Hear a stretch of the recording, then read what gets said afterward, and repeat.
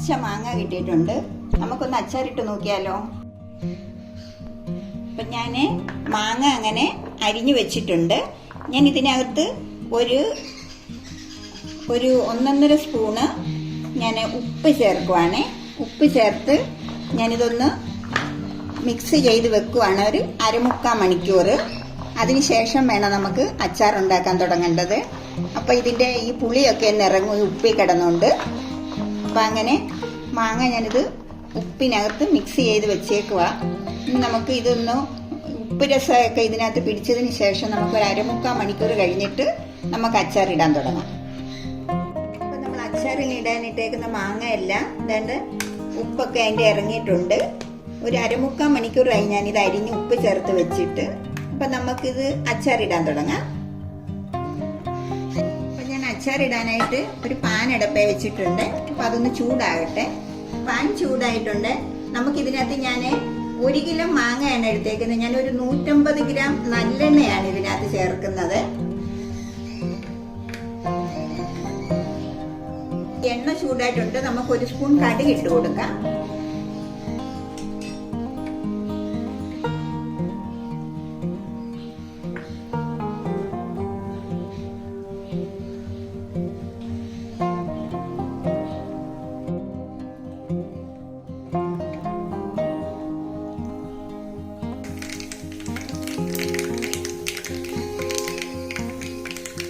നമ്മുടെ കടുകൊക്കെ പൊട്ടിയിട്ടുണ്ട്. ഇതിനകത്ത് നമുക്ക് കുറച്ച് കരിവേപ്പില ഇട്ട് കൊടുക്കാം.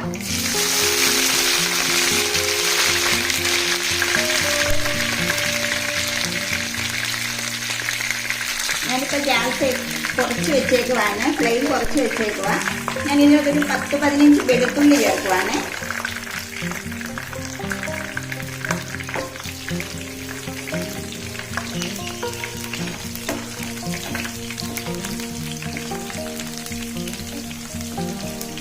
വെളുത്തുള്ളി ചെറുതായിട്ടൊന്ന് വാടി വരണം. അങ്ങ് ബ്രൗൺ കളറൊന്നും ആവണ്ട. വെളുത്തുള്ളി ചെറുതായിട്ടൊന്ന് കളർ മാറിയാൽ മതി.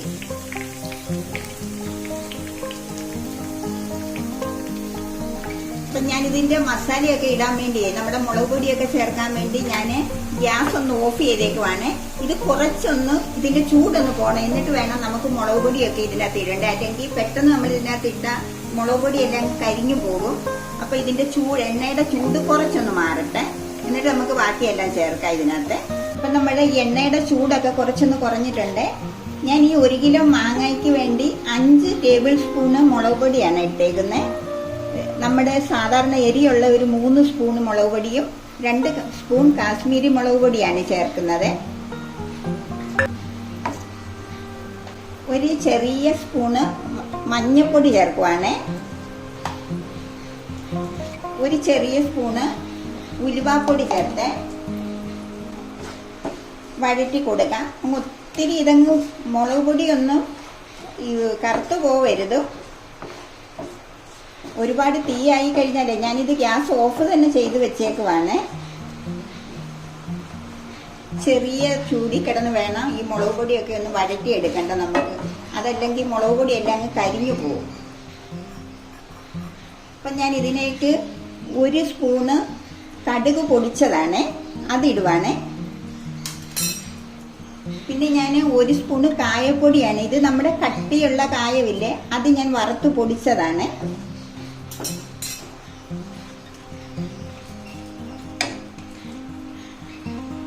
പിന്നെ ഞാൻ ചേർക്കുന്ന ഇതിനകത്ത് ഒരു 2 സ്പൂണ് വിനാഗിരിയാണ്.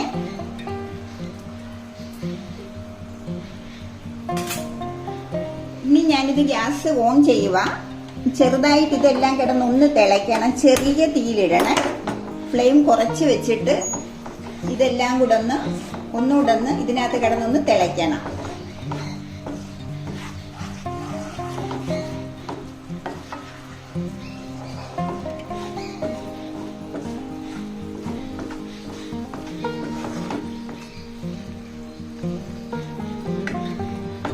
എടുത്ത് വെച്ചേക്കുന്ന ഈ മാങ്ങ ഇതിനകത്തോട്ട് എടുത്തിടാം. ഇതിനകത്ത് നമ്മുടെ കുറച്ച് ഇതിന്റെ ഉപ്പിറങ്ങി കുറച്ച് വെള്ളമൊക്കെ ഉണ്ട്. ഇതെല്ലാം കൂടെ ചേർത്ത് വേണം നമ്മൾ ഇതിനകത്തോട്ട് ചേർക്കേണ്ടത്. എന്നിട്ട് നമ്മൾ ഇതെല്ലാം കൂടെ ഒന്ന് മിക്സ് ചെയ്യാം. കുറച്ച് ഉപ്പും കൂടി ഇടാം ഇതിനകത്ത്. ഇപ്പൊ ടോട്ടൽ ഒരു 2.5 സ്പൂൺ ഉപ്പ് ഞാൻ ചേർത്തിട്ടുണ്ട് ഇതിനകത്ത്. 2.5 സ്പൂണ് ഉപ്പാണ് ചേർത്തേക്കുന്നത്. പിന്നെ നമുക്ക് എന്തെങ്കിലും കുറവുണ്ടെന്നുണ്ടെങ്കിൽ ഇത് എല്ലാം ആക്കി വെച്ചിട്ട് നമുക്ക് നോക്കാം. ഉപ്പോ കായമോ എന്തെങ്കിലും ഉണ്ടെങ്കിൽ, കായത്തിന്റെ കുറവുണ്ടെങ്കിൽ നമുക്ക് വേണമെങ്കിൽ ഇച്ചിരി പൊടിക്കാനും ചേർക്കാം.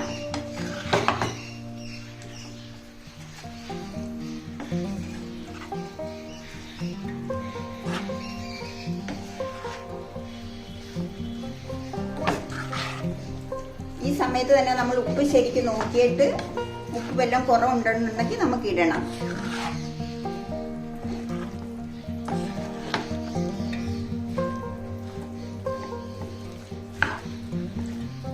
ചൂടുള്ള എണ്ണയ്ക്കകത്തോട്ട് മസാലയ്ക്കകത്തോട്ട് ഒന്നും പെട്ടെന്ന് നമ്മുടെ മാങ്ങ എടുത്തിടരുത്. മാങ്ങ ഒട്ടും വെന്തു പോവരുത്. അതുപോലെ തന്നെ നനവുള്ള സ്പൂണും ഒന്നും ഇതിനകത്ത് ചേർക്കരുത്. നമ്മളിത് ചെയ്യുമ്പോൾ നമുക്കിപ്പോൾ ഇങ്ങനെ ഈ അച്ചാർ ഇട്ട് കഴിഞ്ഞാൽ കുറേ മാസങ്ങൾ നമുക്കിത് വെളിയിൽ തന്നെ വെച്ച് ഉപയോഗിക്കാം. നമ്മൾ എണ്ണയൊക്കെ അതേപോലെ ചേർക്കണം. പിന്നെ നമുക്ക് അച്ചാറിനൊക്കെ നല്ലെണ്ണയാണ് കുറച്ചും കൂടെ നല്ലത് വെച്ചേക്കാൻ വേണ്ടി. അപ്പം ഞാനിതിന് നല്ലെണ്ണയാണ് ഉപയോഗിച്ചേക്കുന്നത്. ഞാൻ ഈ 1 കിലോ മാങ്ങയ്ക്ക് ഒരു 150 ഗ്രാം നല്ലെണ്ണയാണ് ഉപയോഗിച്ചേക്കുന്നത്. അപ്പം നമ്മുടെ അച്ചാർ അങ്ങനെ റെഡി ആയിട്ടുണ്ട്. നമുക്കിത് തണുത്തതിന് ശേഷം വേറൊരു ജാറിലേക്ക് മാറ്റാം. കുറേ മാസങ്ങൾ നമുക്കിതിങ്ങനെ ഇരിക്കും. വേണമെങ്കിൽ നമുക്ക് ഫ്രിഡ്ജിലും എടുത്ത് വെക്കാം. കുറച്ച് 1-2 മാസം പുറത്ത് വെച്ചതിന് ശേഷം നമുക്ക് വേണമെങ്കിൽ ഫ്രിഡ്ജിനകത്ത് എടുത്ത് വെക്കാം. പക്ഷെ എപ്പോൾ എടുത്തിരുന്നാലും നനവുള്ള സ്പൂണൊന്നും ഇതിനകത്ത് ഇടരുതും. പുറത്ത് വെച്ചാലും ഫ്രിഡ്ജിൽ വെച്ചാലും കായോ എരിയും ഉപ്പും എല്ലാം ഇപ്പൊ കറക്റ്റായിട്ടുണ്ട് ഇതിന്. അപ്പൊ കുറച്ചു നേരം ഇതിങ്ങനെ ഇരിക്കട്ടെ. ഇത് തണുത്തിട്ട് നമുക്ക് മറ്റൊരു ജാറിലേക്ക് എടുത്ത് വെക്കാം. അപ്പൊ നമ്മുടെ അച്ചാർ റെഡി ആയിട്ടുണ്ട്. നല്ലതായിട്ട് ഇത് തണുത്തിട്ടുണ്ട്. നമുക്കിത് ഇത് കണ്ടോ. അപ്പം നമുക്കിത് ഒരു ബോട്ടിലിനകത്തോട്ടാക്കാം. അങ്ങനെ എൻ്റെ ആവശ്യത്തിനുള്ള എരിയൊക്കെയാണ് ഇതിനകത്ത് ചേർത്തേക്കുന്നത്. അപ്പൊ നിങ്ങൾ അച്ചാറിടുന്ന സമയത്ത് നിങ്ങൾക്ക് എരി കുറച്ച് മതിയെന്നുണ്ടെങ്കിൽ മുളക് പൊടി 1 സ്പൂണ് കുറച്ചാലും കുഴപ്പമൊന്നുമില്ല. ഞാനിതിനകത്ത് 5 സ്പൂണ് മുളക് പൊടിയാണ് ചേർത്തേക്കുന്നത്. നിങ്ങൾക്ക് എരിവിന് ആവശ്യമായിട്ട് നമ്മുടെ ഓരോരുത്തരുടെ എരിവിനനുസരിച്ച് നമുക്ക് വേണമെങ്കിൽ മുളക് പൊടിയുടെ അളവ് കുറയ്ക്കാം. നമ്മുടെ ഇതിനകത്ത് പച്ചമുളകും ഒന്നും ചേർത്തിട്ടില്ലല്ലോ.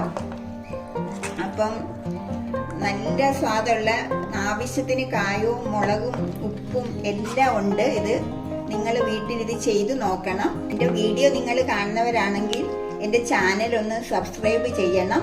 എന്നിട്ട് നിങ്ങളുടെ ലൈക്കും കമൻറ്റും ഒക്കെ വേണം എനിക്ക്. എങ്കിൽ മാത്രമേ എനിക്ക് ഓരോ വീഡിയോയും ഡെയിലി ഇടാനൊക്കത്തുള്ളൂ. നിങ്ങളുടെ സപ്പോർട്ട് എനിക്ക് അത്യാവശ്യമാണ്.